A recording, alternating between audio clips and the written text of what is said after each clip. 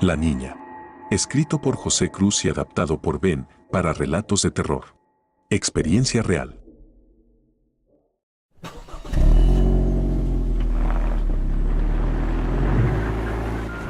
Mi nombre es José y vivo en Toluca, Estado de México. Un viernes de abril de este año, había ido a visitar a uno de mis mejores amigos en Coajimalpa. Por la noche, decidimos ir a tomar con unas amigas a un bar y así lo hicimos. Estábamos pasándola demasiado bien, pero aproximadamente a las 2 de la madrugada acordamos que debíamos terminar todo para ya ir a dormir. Eleazar, mi amigo de la infancia, decidió regresar conmigo a Toluca, ya que había perdido las llaves de su departamento y no tenía manera de entrar. Le propuse quedarse en mi casa y al día siguiente tomar un camión para regresar temprano y así pudiera encontrar al consejero que le ayudara a abrir la cerradura. Para llegar, teníamos que atravesar la carretera libre México-Toluca, la cual se destaca, entre otras cosas, por ser muy peligrosa y desolada a altas horas de la noche, pero igual decidimos hacer el viaje. Ya pasando la Marquesa, nos dieron como las 3 de la mañana aproximadamente. Era una noche fría y con mucha neblina, y mientras estábamos pasando por el área de las cabañas, casi cruzando las curvas, íbamos platicando sobre un amigo mutuo que había fallecido meses atrás. De pronto, en el camino, Eleazar señaló y me dijo: «Hey, mira». Volteé para observar lo que él me señalaba. Era una muchacha, quien estaba con la mirada gacha con los brazos cruzados.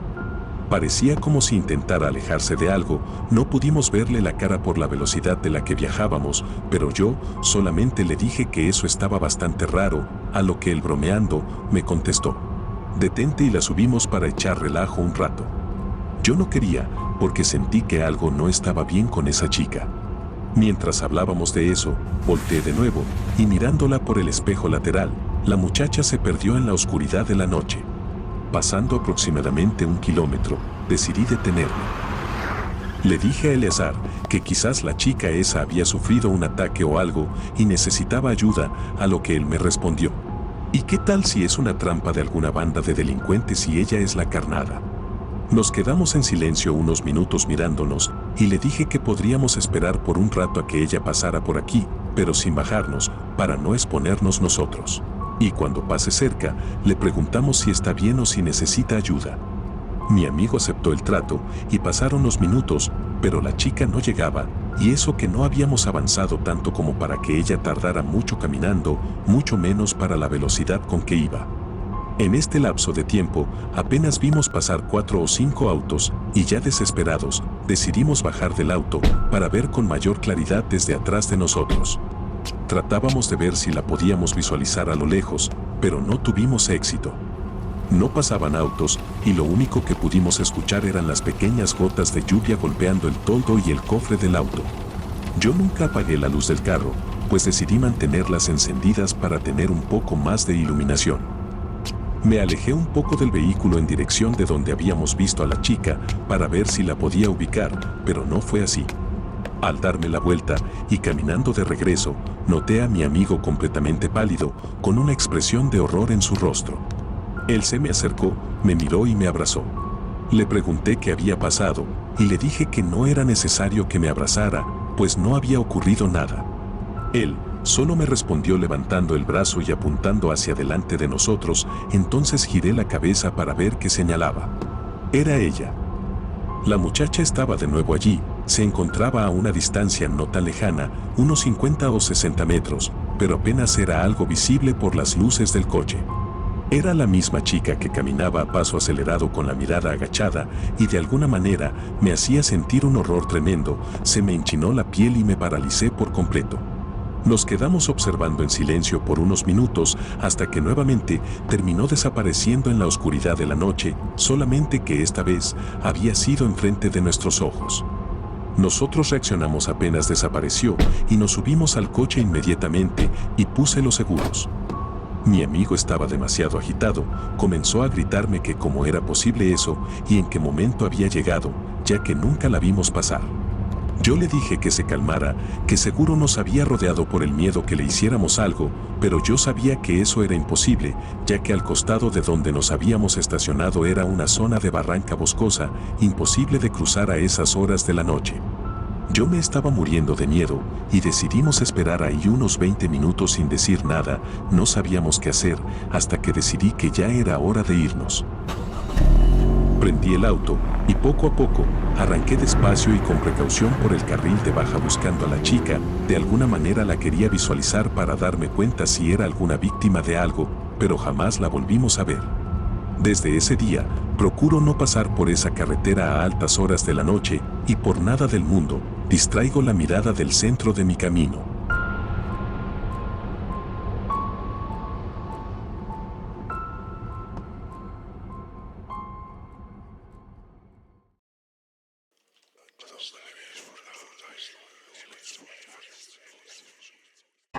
El atajo.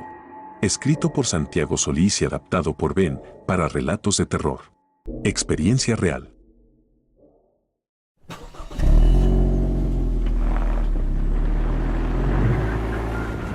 Ricardo había pasado miles de veces por el mismo camino y aseguraba que lo conocía perfectamente como a la palma de su mano. Conducía todos los días por allí para llegar a la ciudad donde trabajaba y posteriormente para regresar a su cálido hogar. Él mismo prefería conducir 160 kilómetros todos los días en vez de alquilar una casa o apartamento en la ciudad donde trabajaba. No quería dejar su aldea natal, ya que le traía muy buenos recuerdos de su infancia. Sin embargo, si quería superarse profesionalmente, debía salir de allí en algún momento, ya que solamente era una aldea para vivir, y por esa sencilla razón, prefería conducir todos los días en vez de alquilar un apartamento en la ciudad.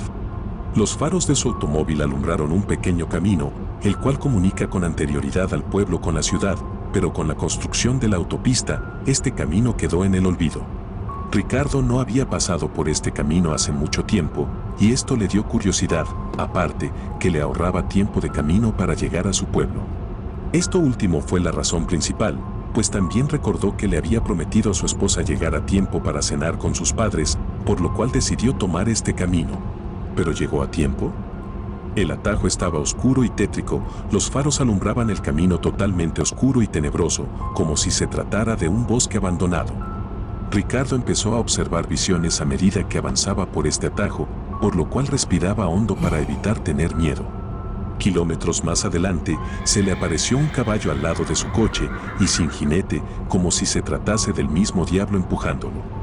El caballo desapareció a medida que avanzaba y entre el bosque, luego apareció una niña en la carretera, la cual cuando los faros del coche le alumbraron los ojos, eran totalmente oscuros, para luego desaparecer entre los arbustos. Ricardo pensó por un momento regresar a la autopista, pero el camino era muy angosto, por lo que decidió tomárselo como jugarreta de su subconsciente y seguir por este atajo. A mitad de camino, le apareció un hombre alto, con barba y su escopeta. Era un personaje totalmente oscuro. Ricardo detuvo su coche para mirar si en verdad era un cazador que necesitaba ayuda y el hombre haciendo gestos con su mano, le pidió devolverse por donde había venido.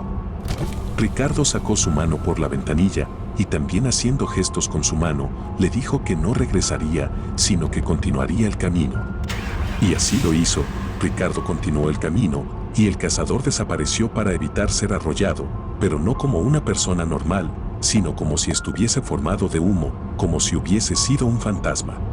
De pronto, sintió su cuerpo muy pesado, especialmente el lado izquierdo, donde todo se tornó oscuro, y se le apareció la imagen del cazador, donde según Ricardo aseguraba, le había apuntado con su escopeta. Sin saber qué pasó después, y sin comprender qué hacía acostado en una camilla, Ricardo despertó en un hospital. Su esposa, al ver que abrió sus ojos, gritó de alegría y allí mismo le informaron que había sufrido un infarto, pero corrió con mucha suerte, ya que 2 kilómetros más adelante, antes del infarto, se había partido la carretera, creando un agujero de 150 metros de profundidad. El doctor le dijo que tuvo mucha suerte al sufrir de este infarto y no terminar en este enorme agujero, pues era muy seguro que hubiese perdido la vida. Ricardo, en ese momento, comprendió por qué se le aparecieron estos seres en el camino y le pedían darse la vuelta. Ricardo asintió en su mente y mandó un mensaje de agradecimiento a este cazador y a sus misteriosos acompañantes por haberle salvado lo más preciado que todos tenemos, la vida.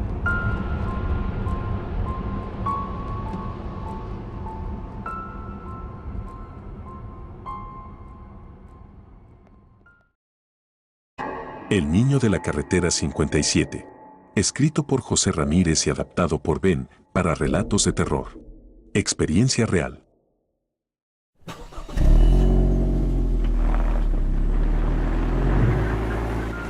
Salí solo de Toluca una oscura noche de septiembre del año pasado, aproximadamente a las 8 de la noche, con destino a Monterrey. Manejé toda la noche, pues debía llegar antes del mediodía para recoger a unos pasajeros en el aeropuerto.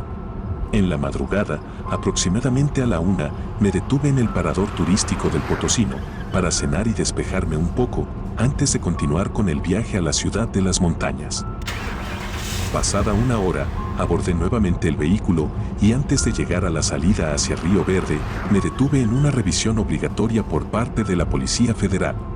En esta, muy amablemente solicitaron mis documentos y verificaron el estado de la unidad. Finalizada la revisión, continué por la casi interminable carretera 57. Pasadas las 4 de la mañana, me encontraba ya en un tramo de la carretera conocido coloquialmente como La Dormilona. Mientras conducía, escuchaba rock en inglés para ambientar un poco el solitario viaje, ya que como acompañantes de camino, solo veía camiones de carga. De pronto, me sentí observado a través de la ventana del lado izquierdo, un escalofrío recorrió mi cuerpo, provocando que toda la piel se me erizara. Con este sentimiento de inquietud, me negaba a voltear para confirmar o desmentir si algo realmente estaba ahí. Inevitablemente tuve que voltear hacia mi retrovisor y fue entonces cuando me percaté que efectivamente algo estaba viéndome desde la parte de afuera de la camioneta.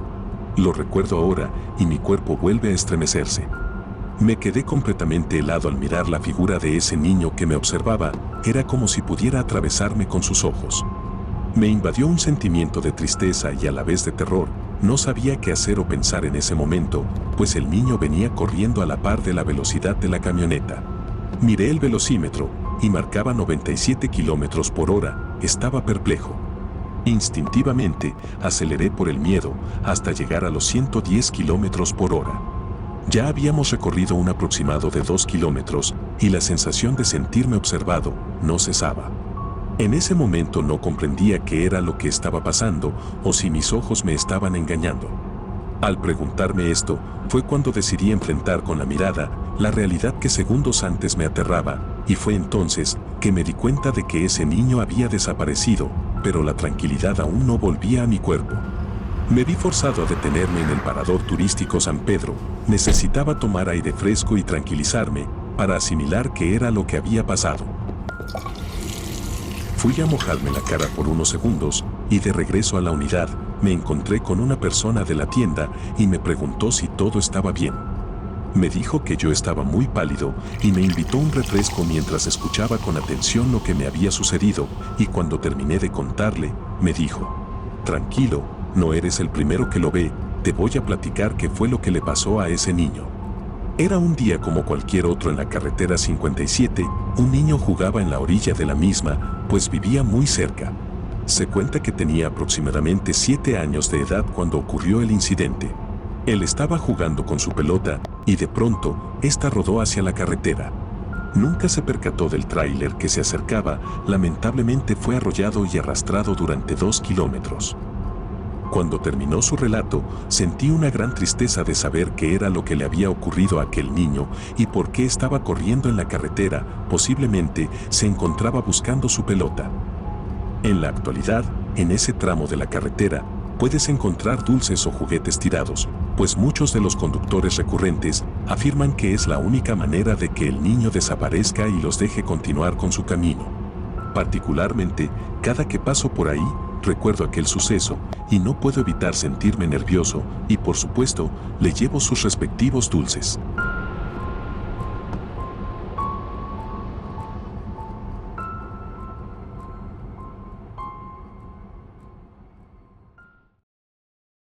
Suegra. Escrito por Ignacio Reyes y adaptado por Ben para relatos de terror. Experiencia real.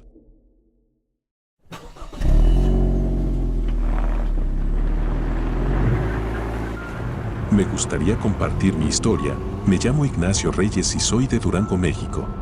El relato que deseo contarles me sucedió cuando regresaba de Saltillo, Coahuila. Debo mencionar también a mi hermano Aarón, pues gracias a él es que hoy estoy aquí para contarlo.